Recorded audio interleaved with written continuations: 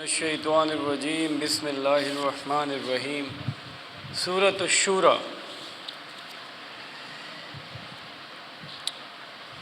شرع لکم من الدین ما وصى به، اے نبی صلی اللہ علیہ وسلم، آپ کے لیے اللہ نے دین کا وہی طریقہ مقرر کیا جس کی وصیت نوح علیہ السلام کو کی گئی تھی اور جو آپ کی جانب وحی کی ہے، اور جس کی ہدایت ہم نے کی تھی ابراہیم، موسیٰ اور عیسیٰ علیہ السلام کو، یعنی کہ تمام انبیاء کا دین ایک ہی ہے۔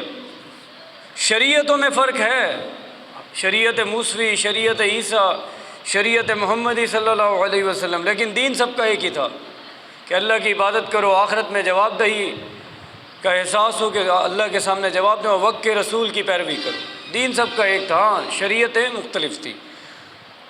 تو دین کا اللہ نے وہی طریقہ مقرر کیا جس کی وصیت کی تھی نوح کو، اور جس کی ہدایت ہم نے کی تھی ابراہیم، موسیٰ اور عیسیٰ علیہ السلام کو۔ کیا ہدایت تھی؟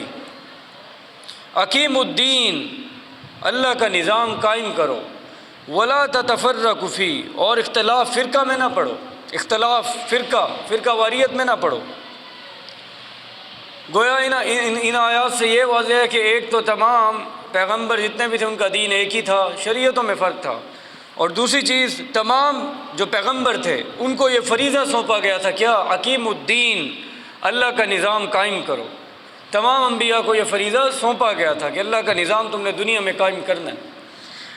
اور اسی طرح ماں قبل جو پچھلی امتیں تھیں ان پر بھی یہ فرض تھا کہ اللہ کا جو دین ہے اس کو کیا کریں؟ قائم کریں۔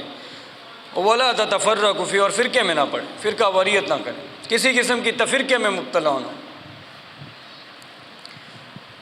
اب اللہ کا دین قائم کرو۔ دیکھیں، عقیدہ توحید صرف ماننا کافی نہیں ہے کہ اللہ ایک ہے، مان لیا اللہ ایک ہے، صرف توحید کا اقرار یہ کافی نہیں ہے بندہ مومن کے لیے۔ اقیم الدین یعنی کہ اس اللہ کا جو نظام ہے، نظریہ توحید ہے، اس کو اپنے نظام زندگی میں بھی نافذ کرو۔ صرف اقرار کافی نہیں ہے، بلکہ اس عقیدے کا رنگ اپنے اعمال پہ چڑھاؤ، اس نظریہ توحید کا جو رنگ ہے اپنے اعمال پہ چڑھاؤ، اور نہ صرف انفرادی طور پر اس نظریہ توحید کا رنگ اپنے اعمال پہ چڑھاؤ، بلکہ اجتماعی طور پر ریاستی اور حکومتی سطح پر بھی، ریاستی اور حکومتی نظام بھی عقیدہ توحید کے رنگ میں رنگ جائے، اس کی بھی کوشش کرو۔ تو صرف اعمال کی حد تک رنگ نہ چڑھاؤ اس عقیدے کا، بلکہ ساتھ ساتھ ریاستی اور حکومتی نظام میں بھی۔ آج صرف جو ہم اللہ کو مانتے ہیں اتنا کافی نہیں ہے، اعمال میں بھی اس کا رنگ چڑھاؤ کہ تم توحیدی ہو، تم نظریہ توحید کے پیروکار ہو، اور at the same state affairs جو ہیں، ریاستی اور حکومتی نظام، اس میں بھی دین کا نفاذ یقینی بناؤ، وہ بھی اللہ کے احکامات، اللہ کے دین کے، ریاستی اور حکومتی نظام بھی اللہ کے دین کے تابع ہو جائے۔ یہ نہیں کہ انفرادی طور پر تو اعمال نظریہ توحید کے مطابق ہیں لیکن ملک کا نظام نظریہ توحید کے تحت نہیں چل رہا، وہ سیکولرزم کے تحت چل رہا ہے جس میں اسٹیٹ افیئرز کا، ریاستی معاملات کا دین کے ساتھ کوئی تعلق ہی نہیں ہے۔ یہ نہیں ہونا چاہیے۔ دس از سیکولرزم، کہ ریاستی افیئرز جو اسٹیٹ افیئرز ہیں اگر ان کا دین کے ساتھ کوئی تعلق نہیں ہے تو یہ سیکولرزم ہے۔ So Pakistan is a secular state, Pakistan practically ایک سیکولر ریاست ہے، قانون میں قانونی طور پہ تو مسلم ریاست ہے، لیکن پریکٹیکلی یہاں دین کا، اسلام کے جو نظام زندگی جو اسلام، اس کا اسٹیٹ افیئرز کے ساتھ کوئی تعلق نہیں ہے۔ پریکٹیکلی پاکستان ایک سیکولر اسٹیٹ ہے۔ تو یہی کہا گیا کہ اسے دین کو قائم کرو، حکومتی اور ریاستی سطح پر بھی دین کا نفاذ، اقیم الدین، اللہ کا دین قائم کرو۔ اب اگلی چیز، کبر علی المشرکین، اور یہ بات مشرکین پر بڑی ناگوار ہے، جس کی طرف اے اللہ کے رسول صلی اللہ علیہ وسلم آپ ان کو دعوت دے رہے ہیں، وہ سیاسی مشرک بھی ہیں جو اپنی حاکمیت کے دعوے کرتے ہیں۔ تو سیاسی مشرک کبھی نہیں چاہیں گے کہ اللہ کا دین، شریعت نافذ ہو، ان پہ بڑی بھاری ہے یہ بات۔ کبر علی المشرکین، مشرکین اس تقسیم پر چل رہے ہیں کہ جی جو خدا کا ہے وہ خدا کو دو، اور جو کیسر، جو بادشاہ کا ہے وہ بادشاہ کو دو، یعنی کہ ریاست اپنی مرضی سے کام کرے، جو ریاست کا ہے وہ مرضی سے چلائے، اور جو خدا کا ہے وہ خدا کو یہاں آؤ مسجد میں نماز پڑھ لو، خدا کا یہی ہے بس۔ کیسر اپنی، بادشاہ اپنی مرضی سے، یعنی کہ اسٹیٹ اپنی مرضی سے چلے، وہاں دین کی کوئی ضرورت نہیں۔ یہی تو چاہیے۔ جو سیاسی مشرک ہیں، جو انسانی حاکمیت کے دعوے دار ہیں، جو اپنی مرضی کی قانون سازی پارلیمنٹ میں چاہتے ہیں، ان کو اور کیا چاہیے؟ تو ان کے لیے بات بڑی مشرک، ان سیاسی مشرکین کے لیے یہ بات بڑی بھاری ہے کہ اللہ کا نظام زندگی حکومتی سطح پر نافذ ہو جائے، وہ اس کو ٹالریٹ نہیں کریں گے۔ یہ کبر علی المشرکین، ان سیاسی مشرکوں پر، اور ساتھ ساتھ وہ جو مذہبی مشرک ہیں، وہ جو واسطے اور وسیلے بنائی بیٹھے ہیں، لوگوں سے پیسے لیتے ہیں، ان پر بھی بڑی بھاری ہے، وہ بھی اس چیز کو قبول نہیں کریں گے۔ حالانکہ دین نام ہے، اصل میں یہ کہ یہی تقسیم آج پاکستانی معاشرے میں ہے کہ جو حکومت کا حق ہے وہ حکومت کو دو، اور جو مولوی کا حق ہے وہ مولوی کو دو۔ بس مولوی نماز پڑھا ہے، اللہ اللہ خیر سلام، جو مولوی کام کر رہے یہی دین مسجد میں بھی ہو، یہی دین گھر میں بھی ہو، یہی دین حکومت میں بھی ہو، یہی دین بینکوں میں بھی ہو، یہی دین اسکولوں میں بھی ہو۔ اسلام تو یہ چاہتا ہے، اسلام چاہتا ہے کلی اطاعت، ادخلوا فی السلم کافہ، دین میں پورے کے پورے داخل ہو جاؤ، اسلام یہ چاہتا ہے۔ لیکن جو اس وقت وہ طبقہ ہے جو سیاسی مشرک ہے، یہ جو مذہبی پنڈت ہیں، یہ جو گدی نشین ہیں، جو دستار کی مسندوں پر اور گدیوں پر بیٹھے ہیں، جن کے مفادات ہیں، وہ کبھی نہیں چاہیں گے کہ دین کا نفاذ ہر لیول پہ ہو، ان کے اپنے مفادات ہیں۔ تو یہ ہے اصل میں نظریہ توحید کہ نظام توحید قائم کرو، حکیم الدین، یعنی کہ نظام توحید، دین توحید کا نظام قائم کرو دنیا میں، معاشرے میں ڈیفینیٹلی۔ اور یہ مشرکوں کو اس سے بڑی کڑھن ہوگی، گویا کہ اللہ کا عطا کردہ عادلانہ نظام قائم کرنا مشرکین کو بڑا ناگوار ہے، خواہ وہ سیاسی مشرک ہوں جو کہتے ہیں حاکمیت کے دعوے دار ہم ہیں، یا پھر وہ مذہبی مشرک ہوں جو واسطے اور وسیلے اور پنڈت اور پیر اور پادری بنے بیٹھے ہیں۔ یہ سارے آگے فرمایا جا رہا ہے کہ اے محمد صلی اللہ علیہ وسلم، آپ اس کی دعوت دیتے رہیے، فَلِذَٰلِكَ فَادْعُوا وَاسْتَقِمْ، اور ثابت قدم رہیے۔ یہ جو پکار ہے نا، حکیم الدین وَلَا تَتَفَرَّقُوا، اس پکار کی دعوت آپ دیتے رہیے۔ آپ کا تو مشن ہی یہی تھا کہ اللہ کا دین قائم کرنا، اس مشن کی پکار آپ لگاتے رہیے۔ ان کی پرواہ نہ کیا کرے جو سیاسی مشرک ہیں، اس وقت جو سیاسی حاکمیت، security council, united nation security council, سلامتی کونسل حاکمیت کا دعویٰ کیے بیٹھی ہے، ان سیاسی مشرکوں کی پرواہ نہ کی۔ یا برٹش پارلیمنٹ ہے یا امریکن پارلیمنٹ ہے، جو سیاسی مشرک ہیں یہ اپنی حاکمیت کے دعوے، ان کی پرواہ نہ کیجیے۔ آج ہمارے لیے اس میں ان کی پرواہ نہ کہ ہم اس دین کی دعوت دیتے رہیں، اقامت دین کی، اور ڈٹے رہیے اس جد و جہد میں، استقامت کے ساتھ ہے اللہ کے رسول، آپ ڈٹے رہیے، ان کی پرواہ نہ کیجیے۔ وَلَا تَتَّبِعْ أَهْوَاءَهُمْ، اور ان کی خواہشات کی پیروی نہ کیجیے۔ تو یہ جو سیاسی مشرک ہیں ان کی پرواہ نہ کیجیے۔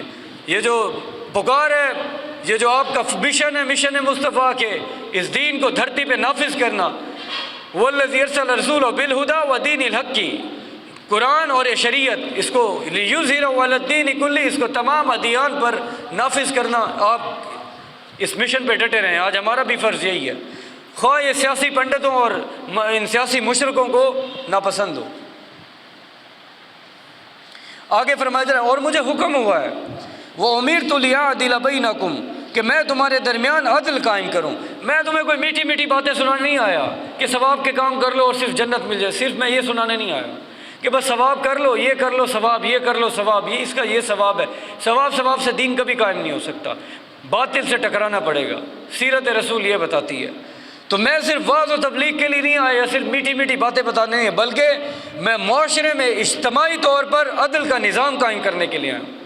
تو آج ہمارے لیے بھی اس میں سبق ہے، صرف دعوت و تبلیغ یہ تو کرنی ہے، اسی سے وہ حزب اللہ کی تیاری کرنی ہے، اللہ کی جماعت، جو پھر فائنلی اس سود کے نظام، اس فحاشی اور عریانی جو کیبل کے ذریعے گھروں میں آ چکے، اس نظام سے پھر ٹکرانے کے لیے تیار ہوں۔ یہ ہے اللہ کا، تاکہ دین عدل کا نظام قائم ہو، تاکہ ہماری نوجوان نسل جو اس وقت موبائل کے چکروں میں زنا کے راستے پہ چل پڑی ہے، یہ نکل آئے، اس سے رشتے آسان ہو جائیں، لوگوں کی بیٹیاں اور بیٹوں کے رشتے آسان ہو جائیں، اور معاشرے میں امن ہو اور معاشرے میں نیکیاں پھیلے ہونا۔ تو یہ تھا عدل کا نظام، اس لیے دین آیا تھا۔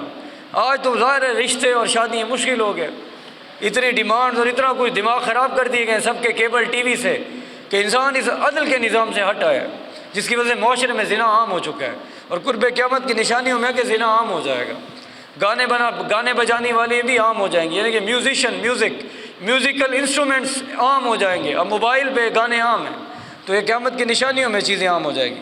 تو تو یہ تھا اللہ کے رسول کا مقصد کہ میں صرف وعظ و تبلیغ کے لیے نہیں آیا، بلکہ مجھے اس لیے بھیجا گیا وَأُمِرْتُ لِأَعْدِلَ بَيْنَ، تاکہ میں عدل کا نظام قائم کروں، یہ میرا فرض ہے۔ تو آج ہمارے ذمہ بھی یہی ہے۔ آگے رزق کی تقسیم کے بارے میں اللہ تعالیٰ اس کی حکمت بتا رہے ہیں، وَلَوْ يَبْسَطُ اللَّهُ الرِّزْقَ لِعِبَادِهِ لَبَغَوْا فِي الْأَرْضِ وَلَكِنْ يُنَزِّلُ بِقَدْرٍ مَا يَشَاءُ إِنَّهُ بِعِبَادِهِ خَبِيرٌ بَصِيرٌ۔ اور اگر اللہ اپنے تمام بندوں کے لیے رزق میں فراخی کر دیتا تو وہ زمین میں فساد کرنے لگتے، یعنی کہ ہر بندے کو اگر اللہ لگژریز اور بے پناہ دولت دے دیتا تو اللہ یہ کہتا ہے اگر میں سب کو دولت کی فراوانی کر دیتا نا تو زمین میں فساد مچا دینا تھا۔ آج حقیقت یہ ہے، اگر عملی طور پہ معاشرے کا جائزہ لیں، صبح و شام دولت کمانے کے چکر میں مصروف ہونے کے باوجود بھی دین کے باغی بنے ہوئے ہیں، نماز قرآن دوری ہے، اور میوزک موبائل گھروں میں کیبل عام ہے۔ اس قدر مشقت کے باوجود رزق کی، جس طرح پاکستان کے حالات ہیں، پھر بھی اللہ کے باغی ہیں۔ اگر اللہ یہ مشقت نہ ڈالتا، ایسے ہی دولت دے دیتا، سوچے کس قدر فساد زمین پہ مچاتا انسان۔ یہ حکمت اللہ بتا رہا ہے کہ اگر ہم ان بندوں کے رزق میں فراخی کر دیتا اللہ تو وہ زمین میں فساد کرتے۔ اس مشقت میں بھی اللہ کے باغی بنے ہوئے ہیں کہ دین کی طرف آنے کا کوئی نام و نشان نہیں ہے۔ اس مشقت میں صبح و شام کمائی میں لگے ہوئے ہیں، پھر بھی شام کو آ کے کیبل دیکھیں گے، گانے سنیں گے، فلمیں دیکھیں گے۔ تو یہ مشقت کے باوجود انسانیت کے یہ حال ہے آج 14 صدیوں بعد۔ اس لیے قرآن حکمت بتا رہا ہے کہ اللہ تعالیٰ فرمائے اس میں اگر سب کو یہ دے دوں فراخی، دولت کی کثرت دے دوں تو زمین میں فساد مچا دیں گے، پھر تو قتل و غارت کریں گے۔ اس موسم میں دیکھیں جیسے ہی پیسہ آتا ہے گندم کا، قتل و غارت دیہاتوں میں شروع ہو جاتی ہے، کیونکہ اب پیسے آ گئے ہیں، وکیلوں کو آپ خرید سکتے ہیں۔ بس یہ اس سیزن میں جیسے ہی پیسہ آتا ہے قتل و غارت دیہاتوں میں عام ہو جاتی ہے۔ یہ سامنے ہے، جیسے ہی رزق آیا فراوانی ہوئی فساد شروع ہو جاتا ہے زمین میں۔ یہ اللہ حکمت بتا رہے ہیں کہ اگر میں یہ عام کر دوں، ہر بندے کو بغیر محنت کے فراوانی رزق کی کر دوں تو یہ زمین میں فساد مچائیں گے۔ تو یہ اس آیت کی حکمت ہے۔ اللہ ہر ایک کو کھلا رزق دے دیتا تو وہ زمین میں سرکشی کا طوفان برپا کر دیتے، اللہ فرما رہے ہیں، اور دنیا کا نظام درم برہم ہو جاتا۔ تو یہ ہے اللہ نے یہ کائنات کا نظام چلانے کے لیے یہ معاشرے میں تقسیم، معاشی تقسیم جو رکھی ہے، تو یہ بالکل فطرت کے عین مطابق ہے۔ اب حزب اللہ کے اوصاف، وہ حزب اللہ، وہ اللہ کی جماعت جو دنیا میں اللہ کا نظام قائم کرنا چاہتی ہے، اس جماعت کے لوگ، یا ایک بندہ مسلم، بندہ مومن، اس کا کردار کیسا ہونا چاہیے، ہمارا کردار کیسا ہونا چاہیے، اس کا ذکر ہے۔ وہ لوگ جو دنیا میں اللہ کا نظام چاہتے ہیں ان کی پریورٹی کیا ہوگی، سن لیں، فما اوتیتم من شیء فمتاع الحیات الدنیا وما عند اللہ خیر وابقی للذین آمنوا۔ وہ جو کچھ اللہ کے ہاں، یعنی کہ وہ محض فمتاع الحیات الدنیا، دنیا کی زندگی کی متاع کے بارے میں ان کا نظریہ یہ ہے کہ یہ چند دن کا سامان ہے۔ جو لوگ اللہ کا نظام دنیا میں چاہتے ہیں اس دنیا کی زندگی کے سامان کو عارضی سمجھتے ہیں، اور وہ یہ کہتے ہیں کہ جو اللہ کے پاس ہے وہ بہتر ہے اور پائیدار ہے۔ گویا جو لوگ اقامت دین کی جد و جہد کر رہے ہیں ان کے لیے پریورٹی آخرت ہے، دنیا نہیں ہے۔ وہ دنیا میں کم سے کم پہ گزارا کرتے ہیں اور باقی اپنی طاقتیں بچا کے اللہ کے دین کے لیے لگاتے ہیں۔ یہ پہلا وصف ہے ان لوگوں کا۔ آج ہمیں بھی اپنے اندر یہ وصف پیدا ہے کہ دنیا سے اتنا لیں جتنی، اور باقی قوتیں بچائیں اور اللہ کی راہ میں لگائیں۔ اس قرآن کو سیکھیں، قرآن کو سکھائیں لوگوں کو۔ پھر وہ اللہ اپنے وَعَلَىٰ رَبِّهِمْ يَتَوَكَّلُونَ، وہ اللہ پہ بھروسہ، توکل وہ اللہ پہ کرتے ہیں، اور اگر وہ غصہ آ جائے تو درگزر کرتے ہیں، رب کا حکم مانتے ہیں، نماز قائم کرتے ہیں، وَأَمْرُهُمْ شُورَىٰ بَيْنَهُمْ، آپس کے معاملات مشورے سے چلاتے ہیں، اور اللہ کے دیے ہوئے رزق میں سے خرچ کرتے ہیں۔ بڑے گناہوں، کبائر الاسم والفواحش، بے حیائی کے کاموں سے بچتے ہیں۔ آج بے حیائی کا سب سے بڑا ذریعہ نائٹ پیکیجز، بے حیائی کا ذریعہ یہ SMS پیکیجز ہیں۔ تو وہ ان چیزوں سے بچیں گے جو اللہ والے ہوں گے، جو دنیا میں اللہ کا نظام چاہتے ہیں۔ تو یہ ان اقامت دین کرنے والوں کا وصف، یعنی کہ دنیا سے بے رغبتی ہوگی کیونکہ ان کی ترجیح آخرت ہوگی۔ مرنا ہے تو یہاں تو چند دن کی زندگی، ویسے مرنا ہے، اصل زندگی تو ساری نعمتیں تو وہاں پڑی ہیں۔ حدیث کے مطابق قیامت، آخرت کی نعمتیں، جنت کی نعمتیں ایسے جو انسان گمان میں بھی نہیں لا سکتا کہ کتنی کیا نعمتیں ہوں گی، انسان کے تصور میں بھی نہیں ہے، اس قدر اعلیٰ نعمتیں ہوں گی۔ تو دنیا کی نعمتوں کا ان کو کمپیریزن ہی نہیں ہے۔ اسی طرح وہ اپنے کردار کو گناہوں سے بچاتے ہیں، اور کیا بتایا گیا، وہ اپنے باہمی امور مشورے سے طے کرتے ہیں۔ مشاورت کا مؤثر انتظام ہوتا ہے ان جماعتوں میں جو اقامت دین کی کوشش کرتی ہیں، ورنہ جیسے غزوہ بدر میں اللہ کے رسول نے ایک جگہ کیمپ لگایا لیکن صحابہ کے مشورے سے اس کو بدل دیا۔ تو ہمارے لیے اس میں سبق ہے کہ اپنے معاملات مشورے سے طے کرنے ہیں۔ اسی طرح اور کیا کریں گے؟ یہ جان اور مال اور وقت اپنا کھپائیں گے جو اقامت دین کی جدوجہد۔ آخری چیز جو اقامت دین کی جدوجہد، وہ کرتے کیا ہیں؟ جو لوگ ان پر زیادتی کرتے ہیں تو وہ ان سے بدلہ لیتے ہیں۔ اس کا کیا مطلب ہے؟ جو لوگ ان پہ زیادتی کرتے ہیں تو وہ ان سے کیا کرتے ہیں؟ اصابہم البغی، وہ ان سے بدلہ لیتے ہیں۔ دیکھیں، جہاں تبلیغ کی حکمت ہے، تبلیغ سنت ہے، دعوت کی جو سنت ہے، اس کی حکمت یہ ہے کہ آپ کو کوئی منہ پہ تھپڑ بھی مارے تو آپ اس کے لیے دعا کرو۔ تبلیغ کی حکمت کیا ہے؟ کوئی آپ کے منہ پہ تھپڑ بھی مارے، آپ کو گالی دے، آپ اس کے لیے دعا کرو۔ اب اس آیت میں سنیں، جب ان پہ زیادتی کی جاتی ہے تو ان سے بدلہ لیتے ہیں، یہاں بدلے کا کہا جا رہا ہے۔ یہ میں نے کس کے اوصاف بتائے ہیں؟ اب آپ اقامت دین کی جدوجہد کر، دنیا میں اللہ کا نظام، خلافت کا نظام قائم کرنے جا رہے ہیں۔ گویا کہ آپ اس اسٹیج سے آگے جا چکے ہیں، آپ کی اتنی طاقت ہو گئی ہے، اب دعوت و تبلیغ اس مرحلے کے نتیجے میں اب آپ کی جماعت تیار ہے اس سود کے نظام سے ٹکرانے کے لیے۔ اب اگر آپ پہ کوئی ظلم کرے گا تو پھر ابین کا جواب پتھر سے دیں گے، یہ اللہ کا حکم ہے۔ دعوت کے مرحلے میں وہ حکمت ہے کہ کوئی گالی دے، کوئی مارے تو اس کے لیے دعا کرو، لیکن اقامت دین جب آپ باطل سے ٹکرا گئے ہیں، اب اینٹ کا جواب پتھر سے ہوگا۔ یہ حکمت ہے اس آیت کی کہ اب جب دشمن سے مقابلہ ہو جائے، بدر ہو گئی، احد ہو گئی ہے، اب نہیں پیچھے ہٹنا، اب اینٹ کا جواب پتھر سے دینا ہے۔ یہ اس آیت کی حکمت ہے ہمارے لیے۔ تو یہ اس میں ہمیں بتایا گیا کہ یہ حکمت ہے۔ یہ ہیں سارے اوصاف جو اللہ کے دین، اقامت دین کی جدوجہد کریں گے، کیونکہ یہ مارکہ روح و بدن ہے۔ دنیا کو ہے پھر مارکہ روح و بدن پیش۔ یہ اس وقت ایمان اور مادی قوتوں کی جنگ ہے۔ مادی قوتوں میں ٹیکنالوجی ہے ان کے پاس، مادی قوتوں میں سیٹلائٹس کے سگنلز ہیں ان کے پاس، مادی قوتوں میں میزائلز ہیں ان کے پاس۔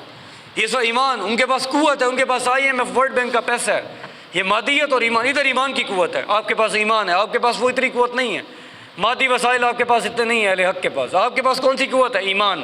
تو یہ روح اور ایمان اور بدن، مادی وسائل کی جنگ ہے۔ مارکہ روح و بدن میں یہ اوصاف پیدا کرنے ہیں بندہ مومن نے اپنی زندگی میں، جو میں نے ابھی آپ کو گنوائے ہیں۔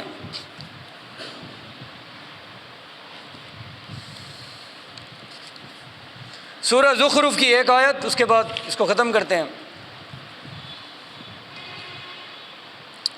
اللہ کے رسول، جب اللہ نے وحی آپ پہ نازل کی تو مشرکین مذاق اڑاتے تھے اور کہنے لگے، اور جب ان کے پاس حق آیا تو کہنے لگے یہ تو جادو ہے، ہم اس کو نہیں مانتے۔ یہ بھی کہنے لگے کہ یہ قرآن ان دونوں بستیوں یعنی مکہ اور طائف میں سے کسی بڑے آدمی پہ کیوں نہیں نازل ہوا؟ قرآن ہمیں یہ سکھا رہا ہے کہ اہمیت دولت کی نہیں، اہمیت پاکیزہ کردار کی ہے۔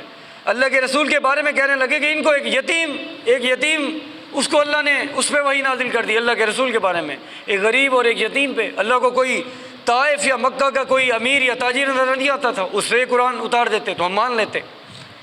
تو مکہ اور طائف ایسے ہیں جیسے ہمارے اسلام آباد اور راولپنڈی ٹوئن سٹیز ہیں، تو اس طرح ایک دوسرے کے قریب ہیں مکہ اور طائف۔